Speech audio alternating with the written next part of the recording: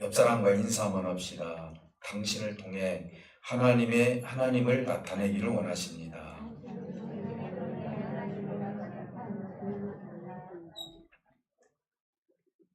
할렐루야. 네, 여러분들은 그리스도의 편지입니다. 그리고 여러분들을 보면은 하나님이 보여야 됩니다. 그래서 세상 사람들은 하나님을 못 봐요. 그런데 우리 성도들을 통해서 하나님을 볼 수가 있습니다. 그러니까 여러분들은 하나님을 나타내는 저와 여러분들이 되시기를 주님의 이름으로 축복해 드립니다. 오늘은 이제 드디어 하나님의 영토라는 주제를 가지고 1월 달부터 여기까지 왔는데 오늘 이제 마지막 날입니다. 그래서 여러분들이 결론을 우리가 먼저 미리 내본다면은 하나님의 영토가 무엇입니까? 라고 물어봤을 때 우리가 육체적으로 보이는 세계가 아니라 하나님이 우리에게 보이지 않는 세계를 창조해 주었는데 그것은 우리의 가치관, 우리의 생각, 우리의 마음, 우리의 신앙 이런 것들이 하나님의 영토가 된다는 것을 알 수가 있어요. 하나님께서 힘이 없어서 그 땅을 차지하지 못한 것이 아니었어요. 그들이 광야 생활하면서 그들을 이끌고 가고 그들이 또 여리고성을 정복하고 아이성을 정복하고 이것이 하나님이 한 번에 다 이룰 수도 있는 거 아닙니까? 자, 그럼에도 불구하고 하나님이 그동안 원하셨던 것이 뭐냐면 너희들은 하나님을 기억하고 그리고 하나님을 사랑하고 하나님이 원하시는 것이 무엇인지를 알고 하나님과 하나가 되는 것이 하나님의 영토임을 지금까지 우리가 교훈해 주고 있었다라고 볼 수가 있는 것입니다. 오늘 우리는요 애굽에서 광야 그리고 광야에서 그 다음에 요단강을 건넌 다음에 여리고성 그 다음에 여리고성에서 아이성 갖은 여러 가지 힘든 일도 있었고 하나님이 칭찬한 것도 있었고 그들이 실패한 것도 있었어요. 그런데 이제 아이성에서의 실패가 있었죠. 첫 번째 사실은 여리고성을 무너뜨리고 나서 큰 성이 무너지고 나니까 사람의 마음이 어떻게 보면 해이해질 수가 있는 거예요. 그래서 우리 하나님은 성경에서 이렇게 말씀하십니다. 네가 섰다고 생각할 때 삼가 조심하라 이렇게 이야기합니다. 내가 무엇인가 큰 것을 무너뜨렸을 때 이제는 작은 것에 의해서 내가 무너질 수도 있다는 것이죠. 그래서 지난 주일날 작은 아이성 2,000명에서 3,000명만 가면은 충분히 무너뜨릴 수 있는 아이성입니다 했지만 결국은 그곳에서 무너졌습니다. 그 이유는 두 가지 이유가 있었죠. 우리가 다시 한번 생각해 보면서 하나는 뭐냐면 아간이 하나님 앞에 범죄했다는 것이죠. 금과 은과 위토를 숨겼다는 것. 이 여리고성에서 있었던 모든 재물들은 하나님의 것이다 라고 선포를 했는데 거기에서 욕심을 내가지고 아간이 그걸 숨겼다는 것. 이것이 결정적으로 아이성에서 패배의 원인이 되었고 또 하나는 하나님께 여호수아가 묻지 않았다는 것. 그동안에 큰 것은 하나님께 물었는데 작은 것은 묻지 않는 거예요. 우리 자녀들이 큰 것은 부모님에게 묻죠. 돈이 들어가는 것이나 그리고 필요한 것은 내가 해결하지 못하는 것은 물어요. 그러나 아주 작은 것들은 묻지 않아요. 우리 하나님도 마찬가지입니다. 작은 것까지 묻기를 원하고 작은 것까지 하나님께서 관심 갖기를 원한다는 것이죠. 우리 여성들 같은 경우는 큰 것보다도 작은 것에 감동을 더 많이 받는 것 같아요. 우리 하나님도 마찬가지인 것 같아요. 그래서 오늘 이제 그 다음에 내적으로 아간을 통해서 실패를 했다면 그 다음에 정복할 땅이 기브온 성읍이에요. 이 기브온 성읍에서 또 이제는 가기 전에 실패를 했던 이유가 하나가 있습니다. 그것은 기브온 성읍에 있는 사람들이 변장을 해가지고 먼 나라에서 우리가 사신으로 왔는데 우리와 화친을 맺읍시다 라고 했던 거예요. 우리가 화친 맺는 것이 뭐가 어려워요? 사실 우리가 세상 사람들과 좋게 지내는 건 나쁜 건 아니에요. 그런데 하나님께서 말씀하신 것이 위배가 되기 때문에 문제가 오늘 본문에서 되고 있어요. 이 부분에 대해서 우리가 다루고 내적으로 아간과 여호수아가 묻지 않은 것에 대해서 실패를 했다면 외적으로는 실패했던 원인이 기브온 족속에게 속았고 그리고 거기다가 또 하나님께 묻지 않았다는 것. 이것 때문에 또 한 번 실패를 보게 되는 거예요. 그래서 오늘은 이 본문의 이 말씀을 통하여서 왜 이들이 이런 실패를 했으며 그리고 기본 족속들은 왜 속였는가, 그리고 이 속이고 나서 왜 그들을 죽이지 못하고 그들을 보호하는 입장이 되었는가, 이런 것들을 통해서 실패의 원인을 한번 우리가 생각을 해보고, 그 다음에 기본 족속들이 속였지만은 하나님의 백성이 된 이유가 무엇인가, 이런 부분도 우리가 생각해 보면서 은혜의 시간을 갖도록 그렇게 하겠습니다. 사실은요, 가나안 땅에 왜 하나님이 굳이 가나안 땅으로 들어가라고 하셨을까? 원래 이 가나안 땅에 들어갈 때 누구를 먼저 불렀냐면요, 아브라함을 먼저 불렀어요. 아브라함은 요즘으로 말하면 이라크 정도에 있는 갈대아 우르에서 메소포타미아 지역, 그러니까 문명의 그런 발상지 하란이라는 곳으로 아브라함이 내려가게 됐죠. 거기에서 이제 하나님께서 아브라함을 불러서 뭐라고 얘기를 하는 거니? 너는 내가 지시할 땅으로 가라. 그 땅이 바로 어느 땅이에요? 가나안 땅이에요. 근데 하나님은 왜 가나안 땅을 가라고 했을까? 하나님이 명령했으니까 가는가? 우리는 가끔 하나님이 명령했으니까 순종해야 된다. 이건 참 옳은 대답이에요. 그럼에도 불구하고 하나님이 왜 그 나라로 가라고 했을까? 사실 하나님은요, 창세기 때부터 인생들이 실패를 했을 때 이 실패한 거에 대해서 하나님이 누구인지를 자꾸 나타내기를 원했던 거예요. 그렇기 때문에 아브라함을 통해서 하나님을 나타나기를 원했고, 가나안이라는 땅에 들어가서 이스라엘이라는 나라를 만들어서 하나님을 나타내기를 원했어요. 그런데 마침 이 가나안 땅에는 족속이 7에서 8족속들이 살았는데, 이 족속들이 하나님 앞에 가증한 일들을 했던 거예요. 바알을 섬기고 아스타롯을 섬기고, 그리고 그들이 섬기는 신들이 하나님과 반대되는 신들을 섬겼어요. 사실은 애굽에서 10가지 재앙도 보면은 사실은 신들을 다 심판하는 재앙이었어요. 하나님이 가장 싫어했던 것이 뭡니까? 제1계명에서 나 위에 다른 신을 두지 말라, 이렇게 이야기를 했어요. 하나님은 이 세상에서 그걸 무너뜨려야 돼요. 다른 신들을 무너뜨려야 되는데 애굽에서 무너뜨렸어요. 그리고 가나안 땅 7, 8족속들이 하나님 앞에 가증한 그런 우상 숭배를 했기 때문에 그곳에서 선택된 이스라엘 백성들을 통해서 그 신들을 무너뜨리기를 원했어요. 그래서 이들에게는 화친의 대상이 아니라 진멸의 대상이었어요. 다시 말씀드리면 신명기의 말씀을 보면은 하나님께서 미리 가나안 땅에 들어가기 전에 하나님께서 말씀하신 것이 있어요. 너희들이 그 땅에 들어가면 그 족속들을 다 진멸하도록 하라. 진멸하지 아니하면은 너희들이 그 가증한 것에 의해서 여호와 앞에 너희들이 가증한 일을 할 수 있다라는 것을 하나님께서 말씀해 주셨던 거예요. 그들을 살려두게 되면은 여호와를 섬기기보다도 가증한 신을 섬길 수 있다는 걸 미리 우리 하나님께서 말씀해 주셨기 때문에 가나안 땅에 있는 족속들은 진멸의 대상이지 화친의 대상이 아니라는 거예요. 이것은 어떻게 오늘날로 말한다면 세상 사람들과 우리가 화친을 맺는 건 당연히 화친 맺을 수가 있어요. 그러나 이런 의미가 아닌 거예요.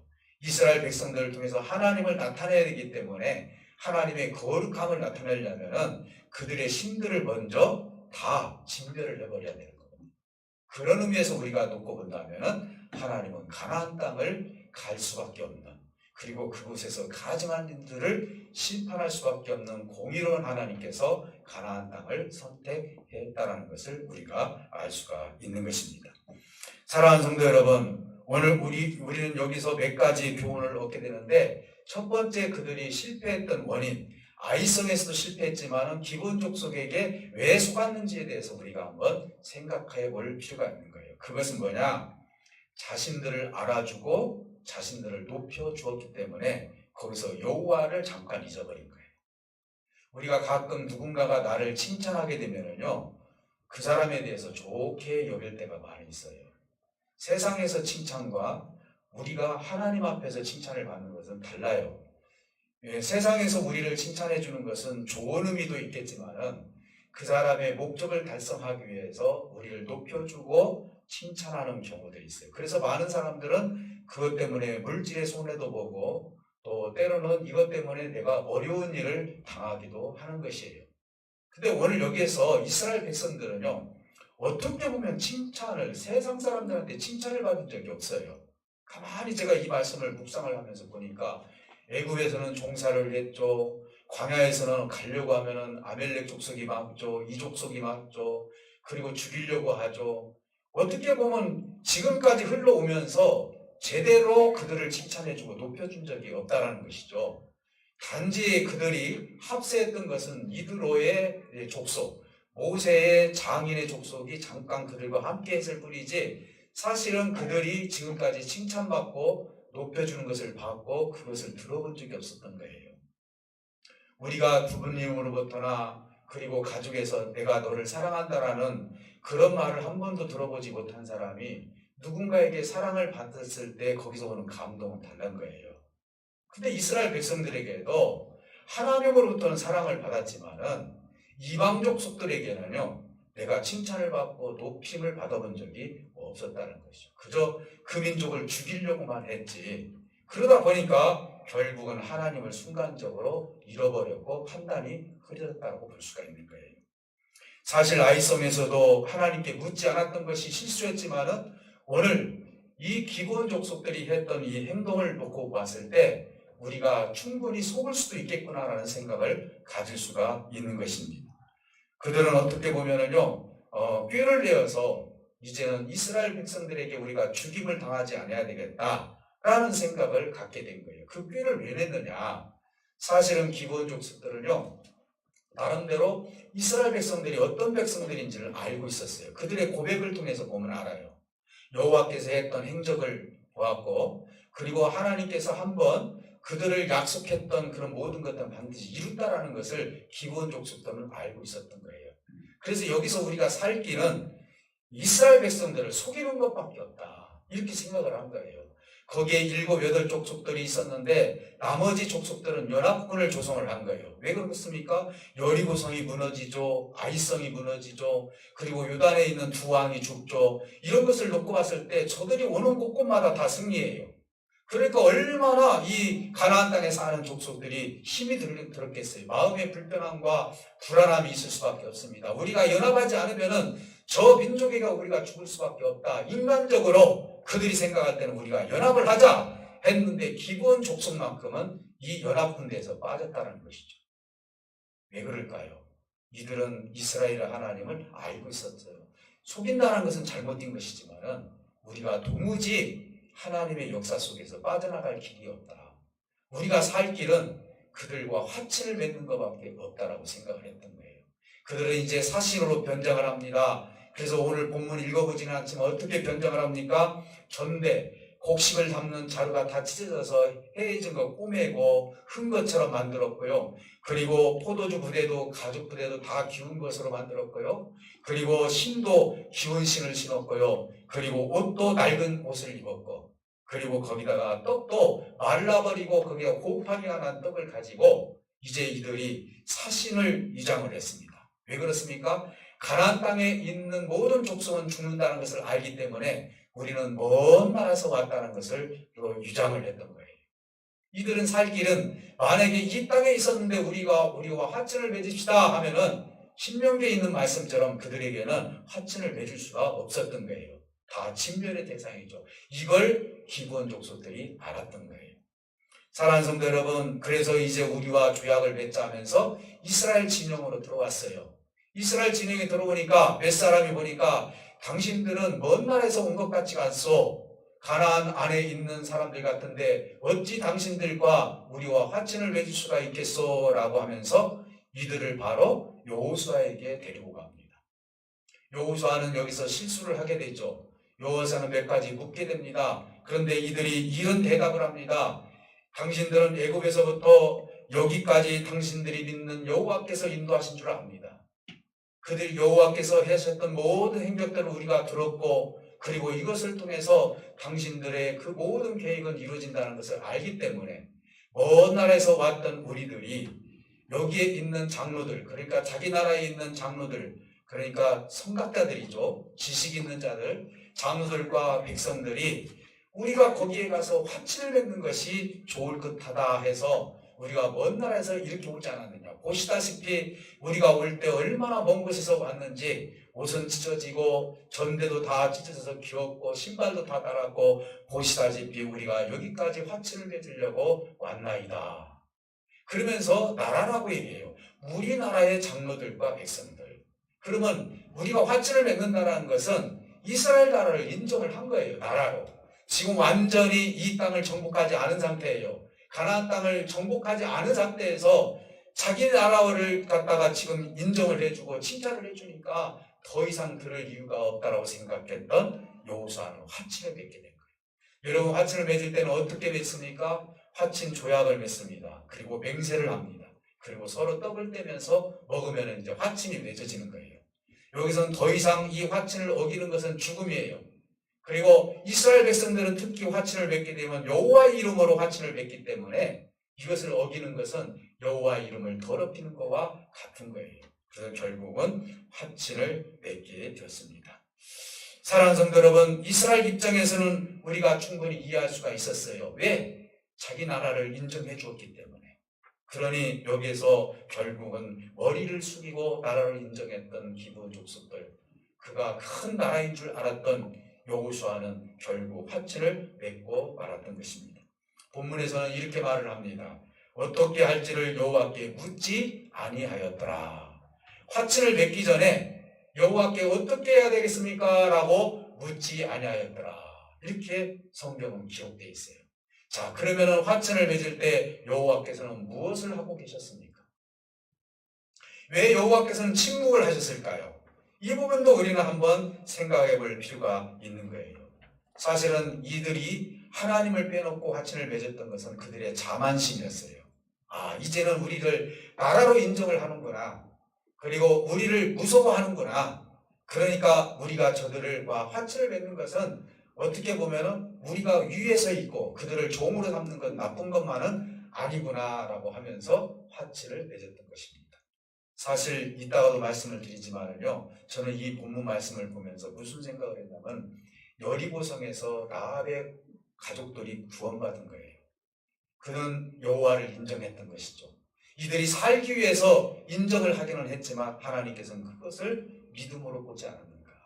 그래서 결국은 하나님께서 그 화친에 대해서 책망하거나 그러지 않았어요. 그러면서 결국은 이 기브온 족속이 한 가족이 되는 역사를 보게 됩니다. 자, 그러면 마지막으로 하나는 뭐냐? 속임수를 준비한 기브온 족속이 주는 교훈이에요. 속임수. 두 번째죠. 속임수를 통해서 어떤 교훈을 줬느냐? 하나님의 이름으로 잘못된 화친을 맺었던 거예요. 우리가 실수로 화친을 맺는다 하더라도 어디에서 도장을 잘못 찍으면요, 그 유효해요. 법적으로 봤을 때. 똑같은 거예요. 자, 각 족속은 두려워합니다. 그런데 연합군으로 조성이 되지 않았어요. 그러면서 그 이유가 뭐냐? 몇 가지 이유를 우리가 살펴볼 수가 있어요. 왜 이들이 이스라엘 백성들을 향해서 속일 수밖에 없었는지. 그 하나는 뭐냐? 하나님의 말씀을 알고 있었다는 거예요. 어떻게 그들이 세세토록 그렇게 알고 있었는지. 뭐라고 얘기합니까? 그들이 쭉 얘기했을 때 여기에 있는 모든 족속들을 모세를 통해서 다 진멸하라고 하지 않았습니까? 그러니까 우리는 진멸의 대상이지 화친의 대상이 아니라는 것을 알고 있었다는 거예요. 여호와께서 어떻게 이 땅에 이 백성들이 오게 되었는지를 기브온 족속은 알고 있었다는 것입니다. 그래서 결국은 항복을 해도 대항을 해도 우리는 살 길이 없다라는 걸 알기 때문에 속여서라도 화친을 맺어야 되겠다는 것을 그들이 생각했다. 또 하나는 결정적인 요인은 뭐냐? 이스라엘 백성들은 화친을 맺게 되면 절대로 뒤로 물리는 일이 없다는 것을 알고 있었어요. 하나님의 이름으로 화친을 맺으면은 내가 화친 잘못 맺었네? 저놈들을 죽여라. 절대로 그럴 수 없다는 거예요. 하나님의 이름으로 화친을 맺은 이상은 절대로 거기에 대해서 뒤바꿀 수 없다는 것을 기브온 족속들은 너무나 잘 알고 있었어요. 사실은 화친만 맺자. 화친만 맺으면 우리 생명은 건질 수 있다. 이런 생각을 하는 거예요. 여러분 요즘 정치인들도 보면은요, 서류가 중요해요. 그렇지 않습니까? 국회의원들의 수가 서로가 인정하고 국회에서 통과만 되면은 이것은 법이 되는 거예요. 똑같은 거예요. 이스라엘 백성들이 그들과 화친을 맺음으로 말미암아 하나님 앞에서 그들을 진멸할 수가 없었던 거예요. 이걸 알았던 기본 족속들은 기어코 화친을 맺어야 되겠다고 생각을 한 거예요. 오늘날로 말하면 계약을 꼭 해야 되겠다는 생각이죠. 사랑하는 성도 여러분, 어떻게 보면은 이들은 3일 만에 정체가 드러나지만 결국은 생명만큼은 건질 수가 있었습니다. 이제 아이성에서 기본 쪽으로 가게 됩니다. 기본에 가서 딱 보니까 어떻게 보면 화친을 맺은 사람들이에요. 거기에 있었던 거예요. 먼 나라가 아니라 지금 가까운 성읍에 있었던 사람들이 변장을 해가지고 왔던 거예요. 이제 당장 이스라엘 백성들이 다시 돌아와서 이야기를 합니다. 어찌하여 저들이 진멸의 대상인데 저들과 함께 화친을 맺어가지고 그들을 진멸하지 못하게 하셨나이까 라고 하면서 여호수아를 원망하기 시작하는 거예요.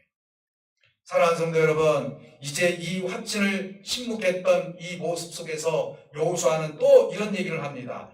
이런 하나님 앞에 보니까 뭐라고 얘기를 하는 거니? 화친을 맺었다 할지라도 세 번째 이런 얘기를 해요.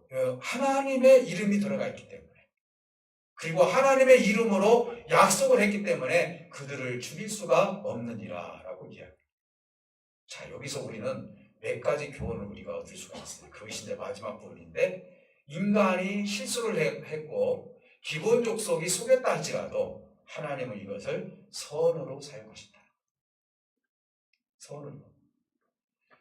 어제 우리가 이제 우리 중고등부 학생들 모여서 말씀을 나누면서 그런 얘기를 했어요.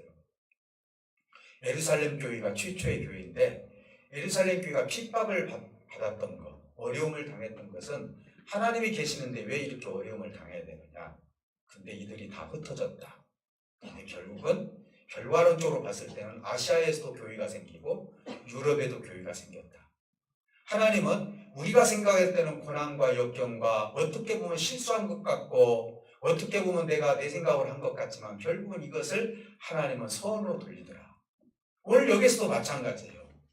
그들과 화친을 맺었지만 하나님은 이것을 선으로 돌렸고 여호수아가 하나님께 묻지 않았지만 이것을 하나님께서 선으로 돌렸다는 것입니다. 여기에 대해서 책망이 없다는 것이 그걸 반증하고 있어요. 백성들이 잘못된 이 모든 것들을 이야기할 때 19절에서 여호수아가 이렇게 이야기를 합니다. 이스라엘 여호와 하나님으로 그들에게 맹세하였은즉, 그러니까 여호와의 이름으로 맹세하였은즉 그들을 건드리지 못한다라고 이야기하고 있어요. 자, 여기서 우리가 얻는 교훈이 있어요. 무엇입니까? 우리가 맹세한 것이 큰 것이 아니라는 것이죠. 우리가 맹세한 것도 잘못했어요. 그런데 여기에서 여호와의 이름이 들어가 있기 때문에 여호와의 이름으로 말미암아 다시 이것을 뒤바꿔 버리면은 여호와의 이름이 더러워지는 거예요. 왜요? 한번 믿는 백성들이 내뱉은 말이기 때문에. 우리 하나님은 말씀합니다. 절대로 실수하지 않는 하나님이에요. 여러분, 우리가 소원이라는 것을 하게 됩니다. 왜 소원이 우리에게 좋을 수도 있고 나쁠 수가 있습니까? 성경은 우리에게 소원하지 말라고 합니다. 하나님의 이름으로. 왜요? 내가 하나님의 이름으로 소원하게 되면 내가 죽더라도 그것을 반드시 해야 된다는 것이죠. 왜요? 하나님의 이름으로 했기 때문에. 우리가 주의 종이 되겠다고 소원을 하고 주의 종이 되지 않는 것은 하나님 앞에 거짓말이 되는 것이잖아요. 하나님 앞에 맹세한 거 아니에요? 하나님 앞에 계약한 거 아니에요? 하나님을 그렇게 등하시 여깁니까? 하나님의 이름을 함부로 그렇게 우리가 대놓고 맹세하고 그리고 쉽게 약속을 어기는 하나님의 이름입니까? 그게 아니잖아요. 여호수아는 그걸 알았어요. 내가 실수를 했다 할지라도 맹세를 했다 할지라도 우리가 이것을 맹세함으로 말미암아 우리가 피해를 본다 할지라도 하나님의 이름이 들어가 있기 때문에 이것을 뒤로 돌릴 수가 없다는 것을 백성들에게 이야기합니다. 그러니 그들을 죽일 수가 없다라고 얘기해요. 도리어 그들을 보호해야 된다라고 여호수아는 그렇게 이야기를 하고 갑니다. 사랑하는 성도 여러분, 우리는 하나님의 이름을 어떻게 대하고 계십니까? 세상 사람들은 하나님의 이름을 함부로 대하기도 하고요. 또 때로는 내 이익을 위해서 내 뜻을 위해서 하나님의 이름을 함부로 사용하는 경우가 있어요. 이걸 저는 도용하기도 합니다. 하나님의 이름을. 그리고 나의 이로운 대로 하나님의 이름을 사용하기도 합니다. 거룩한 하나님을 높여야 되는데 하나님의 이름을 우리가 잘못 사용하여서 우리 하나님을 이름을 더럽히는 경우들이 있을 수도 있다는 것입니다. 우리의 삶에서 하나님의 이름이 나타나야 된다는 것이죠. 하나님은 우리에게 말씀합니다. 하나님의 이름을 망령되어 일컬지 마라. 이건 뭔 말입니까? 하나님을 믿는 사람들이 하나님의 참다운 그 모습을 드러내지 못했을 때 이것이 망령된 이름을 나타내는 것이다. 오늘 제가 첫 번째 그 얘기를 했죠. 세상 사람들은요, 하나님을 모른다고요. 근데 어떻게 하나님을 압니까? 알으려고 합니까? 교회 다니는 사람, 하나님을 믿는 사람들 통해서 하나님을 보게 되는 거예요. 옛날에는 이렇게 욕을 합니다. 교회 다니는 사람이 저럴 수 있냐고, 하나님을 믿는 사람이 저럴 수 있냐고. 왜 그럴까요? 그 사람을 통해서 기대를 하는 거예요. 그 사람을 통해서 하나님의 모습을 보고자 하는 세상 사람들이 있는 거예요. 그래서 세상 사람들은요, 믿는 사람들의 잘못된 것이 더 크게 보이는 거예요. 세상 사람들이 잘못된 것과 믿는 사람들이 잘못 똑같은 죄를 졌다 할지라도 믿는 사람들의 죄를 더 크게 보는 이유가 뭡니까? 하나님의 이름이 기록되기 때문에. 어떻게 하나님을 믿으면서 저럴 수 있냐라고 이야기하는 이유가 그거예요. 그러니까 우리는요, 이렇게 기본 족속과 약속을 하지 않는다 할지라도 우리 삶 가운데 하나님을 믿는 하나님의 이름이 내 속에 있기 때문에 우리는 그 거룩한 삶을 세상에 드러내야 되고, 그래서 주님은 뭐라고 말씀합니까? 너희는 세상의 소금과 빛이 되어야 된다. 그래서 나를 나타내야 된다. 하나님을 나타내는 것이 너희들의 소임이라고 우리에게 말씀하고 있는 거예요. 우리가 예수를 믿는다는 것은 천국 가기 위해서만 예수 믿는 게 아니에요. 우리에게는 소명이 있어요. 어떤 소명이 있습니까? 이 세상에서 참으로 하나님 보시기에 합당한 삶을 살 수 있도록 최선을 다하는 거예요. 내가 그렇게 살지 못했을 때 다시 한번 회개하고 하나님, 내 모습을 통해서 하나님의 모습이 나타나길 원합니다. 내 언어를 통해서, 그리고 내 생각을 통해서, 내 계획을 통해서 혹시라도 상처받은 사람이 있다면 그것이 바로 하나님의 이름을 망령되게 일컫는 자가 될 수밖에 없사오니 내가 살아가면서 하나님을 나타내기를 원합니다. 그러니까 우리가 얼마나 하나님 앞에 거룩한 자가 되기 위해서 성령께, 그리고 하나님께 기도를 해야 되는지를 몰라요. 우리는 예수 믿으면 천국 간다, 구원 받는다, 이 수준으로만 끝나서는 안 되는 거예요. 물론 우리는 죄를 질 수도 있어요. 그러나 우리가 하나를 잊지 말아야 될 것은 뭡니까? 하나님의 이름이 저와 여러분들 마음속에 있다는 것이죠. 이것이 오늘 우리에게 주는 교훈이에요. 여호수아는 알았어요. 하나님의 이름을 함부로 바꿔서는 안 된다는 거. 너희들과 화친을 맺었을 때 내가 잘못된 맹세를 했다 할지라도 하나님의 이름으로 맹세했기 때문에 내가 혹시 저지를 받고 내가 죄의 벌을 받는다 할지라도 하나님의 이름만큼 내가 더럽힐 수 없다. 약속을 반드시 지키겠다고 했던 것이 여호수아가 하나님 앞에 신뢰했던 믿음의 모습이 나타났던 거예요. 사랑하는 성도 여러분, 오늘 저와 여러분들은 우리 안에 계시는 하나님의 이름을 어떻게 지금 사용하고 계십니까? 우리 하나님은 성령으로 저와 여러분 마음속에 임재해 계신다는 사실을 믿으시기를 주님의 이름으로 축복해 드립니다. 오늘 이제 영토에 대해서 마지막으로 말씀을 나누면서, 그러면 우리의 영토는 어디에 있습니까? 여러분들의 땅은 어디 있습니까? 여러분 사는 아파트입니까? 집입니까? 여러분들의 부동산입니까? 이것은 누구에게든지 있을 수도 있고 없을 수도 있습니다. 있으면 더 좋겠죠. 하나님이 말씀하시는 건 이 땅을 얘기하는 것이 아니에요. 이 땅을 얘기하는 것이 아니라 하나님의 땅을 얘기하는 거예요. 그 하나님의 땅은 어떤 땅입니까? 우리의 삶 속에 나타나는 하나님의 빛과 소금이고 하나님의 사랑이고, 더 나아가서는 우리 속에 있는 하나님을 사랑하는 마음, 세상 사람들을 하나님 쪽으로 이끌어가는 마음, 그리고 우리의 생각, 우리의 가치관, 그리고 우리가 가지고 있는 모든 것들이 하나님 보시기에 의롭고 정의로운 것들이 하나님의 땅이 될 수가 있는 거예요. 우리가 하나님의 땅을 넓히는 것은 어떤 의미입니까? 교회 땅을 넓히는 것도 중요하지만요, 예배당에 넓히는 것도 중요하지만요, 더 중요한 것이 뭡니까? 이 예배당에서 우리가 땅을 넓혀야 되는데 여러분들의 마음의 크기예요. 여러분들의 생각이에요. 여러분들의 가치관이에요.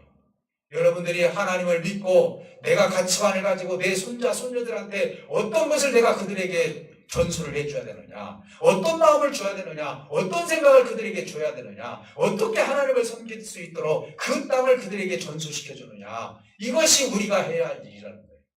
할 수만 있다면 시간 나는 대로 여러분 자녀를 위해서, 여러분 주변 사람들에게 하나님이 얼마나 사랑이 크신 분이고 하나님의 뜻이 얼마나 위대하신 분이신 것인가를 우리가 알고 그들에게 하나님의 말씀을 선포하고 하나님의 뜻을 선포해 드리는 거예요.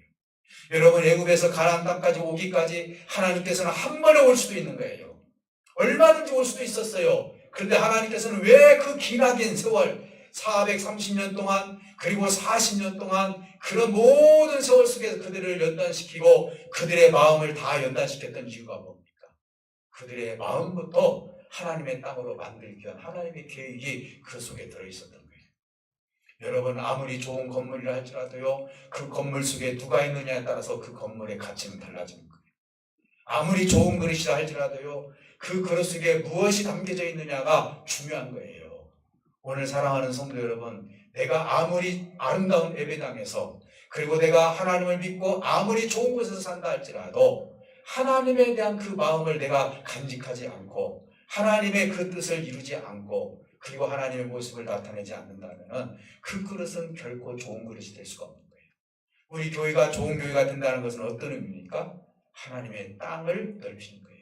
주변 사람들에게 선을 베풀고 구제하고 선교하고 하나님이 어떤 분인지 용서하고 그리고 하나님의 나라가 어떤 가치관을 가지고 있는지를 이 주변 사람들에게 다 보여주었을 때 이것이야말로 보이지 않는 하나님의 땅이 넓혀지는 거예요. 그래서 천국이 침노되는 거예요. 그래서 천국이 넓혀지는 거예요. 우리 주변에 있는 모든 생명들에게 하나님의 넘치는 은혜가 있도록 우리의 삶을 통해서 하나님을 나타나는 역사가 있어야 될 줄 믿습니다. 그러니 저와 여러분들은 하나님의 사신이에요. 하나님이 보내준 편지들이에요. 그러니까 이제 하나님의 거룩한 땅을 우리가 확장한다는 의미는 어떤 의미를 가지고 있느냐?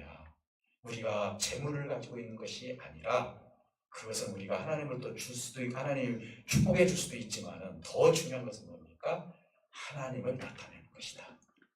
오늘 이것으로 우리가 결론을 맺으면서 하나님의 영토는 우리 눈으로 보이지 않지만 하나님 보셨을 때는 엄청나게 크게 우리에게 지금도 그 영토를 확장하고 계신다는 사실. 그래서 이 말씀을 통해서 여러분들이 더더욱 하나님의 뜻을 이루어드리고 우리가 더 성숙해지고 가면 갈수록 하나님의 모습 속에서 더 성장한 모습을 통해서 많은 사람들에게 존경을 받고 많은 사람들에게 하나님이 어떤 분인지를 우리의 모습을 통해서 나타내는, 그래서 언어를 통해서 눈을 통해서 행동을 통해서 가치를 통해서 하나님의 나라를 계속 확장해 나갈 수 있는 저와 여러분들이 되시기를 다시 한번 주님의 이름으로 축복해 드립니다. 꼭 세상에서 승리하시기를 부탁을 드립니다. 잠깐 여러분 기도하실 때 같이 기도합니다. 하나님, 오늘 우리는 하나님의 땅에 대해서 이제 5개월 정도 하나님 말씀을 나눴습니다. 아버지 하나님, 내가 하나님의 영토를 가졌다면 세상에서 빛과 소금의 역할을 감당하기로 합니다. 세상 사람들은 하나님을 볼 수 없지만 나를 통해서 하나님을 볼 수 있다는 사실을 알았사오니 우리 언어와 행동과 삶과 가치관과 현장에서 참으로 하나님을 사는 사람으로서 어떻게 내가 살아드려야 되는지를 현장에서 나타낼 수 있는 우리 삶이 되게 달라고 아픈 부위에 손을 얹고 가슴에 손을 얹고 다 같이 기도하십니다. 살아계신 아버지 하나님, 고맙고 감사합니다. 우리가 예수님을 믿고 천국 가는 건 당연한 일이겠지만 오늘 이 시간 우리가 이 땅에서 소임을 가지고 세상에서 어떤 역할을 해야 될지를 하나님의 영토를 놓고 5개월 정도 우리가 말씀을 나눴습니다.